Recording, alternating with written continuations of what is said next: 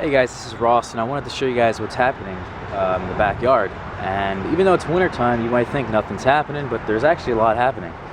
The last video I did is I updated you guys, or this is going to be an update to the compost pile. And originally I wanted it to be a vermicompost pile, but I realized through some friends contacting me, just some more research, people have been telling me, and I think it's true, it's not going to work.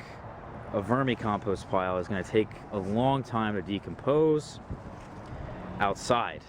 If this was inside in a bin and I put some worms in there, I mean, that would work, you know. But I decided instead I'm gonna try to make a compost pile, and I've added a crap ton of brown material to this. Just so you know exactly what's in here. You can kind of see it on the edges of the cage here, but the very bottom layer is mulch. On top of that is peat moss, and on top of that is woody material and leaves, green leaves from my butterfly bush that I hacked down for the winter time. And then on top of that is some cornmeal that I added. Then I added some cardboard. Then I added some straw. You can see the cardboard right here. Then I added some straw. Then I added a ton of leaves. And then what I did was yesterday is I added probably close to 40 pounds of cornmeal into this pile here. And cornmeal is a nitrogen source, so you need nitrogen and carbon, and all these leaves, the straw, the cardboard, the woody material, that's all the carbon sources. Those are the brown materials. And I needed some kind of nitrogen source, because realistically this stuff isn't going to break down very quickly. I mean, this pile could break down in about a year, you know, through a process of leaf mold, through having all the bacteria and stuff breaking it down. Maybe some worms come in and help break it down, but it's not going to be very quick, and I want this to be quick. So by the time the spring comes around, now it's December 2nd, December 3rd here, and I really want this to be ready to go by the spring, so I have some soil to work with here. So that's why I'm converting this over to a compost pile. It still isn't warm. I added the cornmeal yesterday. I mixed it in here really good. I mean, maybe if I reach down at the very bottom, it might get warm, but it's not really getting warm. And I wonder if that's just because it needs more time, or I need to add even more nitrogen. I'm having trouble finding sources of nitrogen. It's been recommended through research that people, you go to like a Starbucks and get some spent coffee grounds added to there. What I don't want to do is add my food scraps, because I just think it's I don't know, my family isn't into that yet.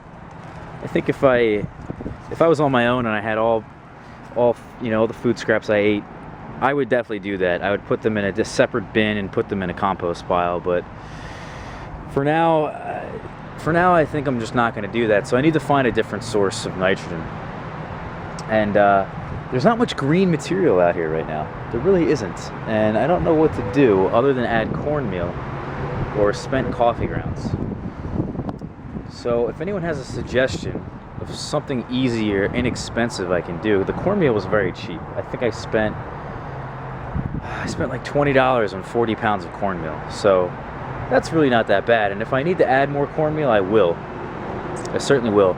The other option here is that this bed, I think I may need to cover it with a tarp, like a dark colored tarp, to heat it up. So this is a little bit more of, again, of an experiment, but I wanted to update you guys on this. And now that it's a compost pile, maybe some of you guys have some other suggestions.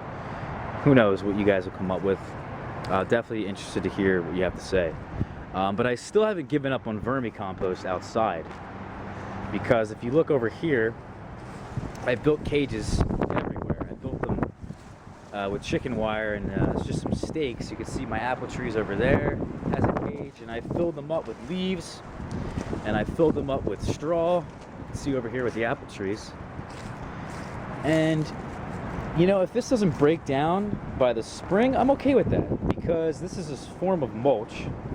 And what I'll do is, you know, when the spring comes, I'll take these cages off. I have about 8 or so cages of my in-ground trees that are not in a bed, but they're just straight up in the ground. And I'll take these cages off, and then I'll re-mulch the bed so that there's mulch on top of the straw and the leaves. And this stuff will break down. So it's not like it's a waste doing this. It looks kind of ugly, I have to say. I have some in the front of the house, and I'm sure the neighbors are like, what the hell is that, you know? But gotta do what you gotta do. And if anyone complains, they're gonna, you know, they're gonna see a side of me they don't want to see. But yeah, so this is what I've been doing. And you know, something else that's really cool about these cages is that I did it for my fig trees. It's very windy here. I hope it's not affecting the sound quality too much.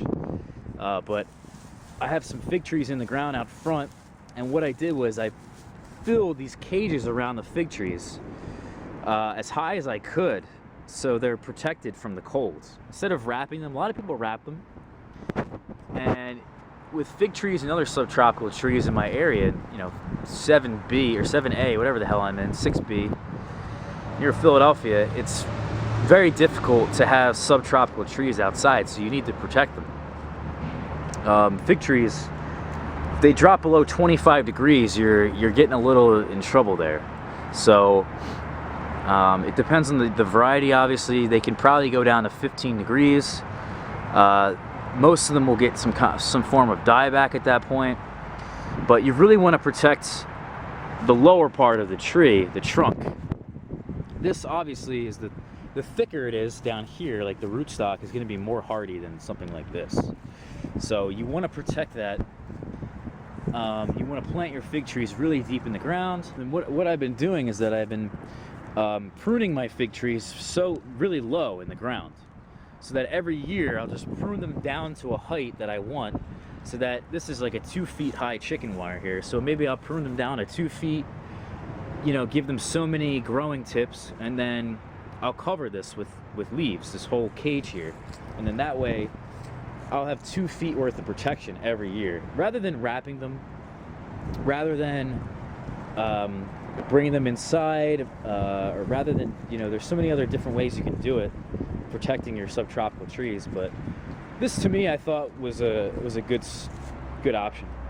And the thing is, not only are you protecting them, but you're also feeding them at the same time, which I think is really nice, and it's like a double effect there. I've also been growing broccoli for the first time and garlic for the first time, and they say that they're very winter hardy.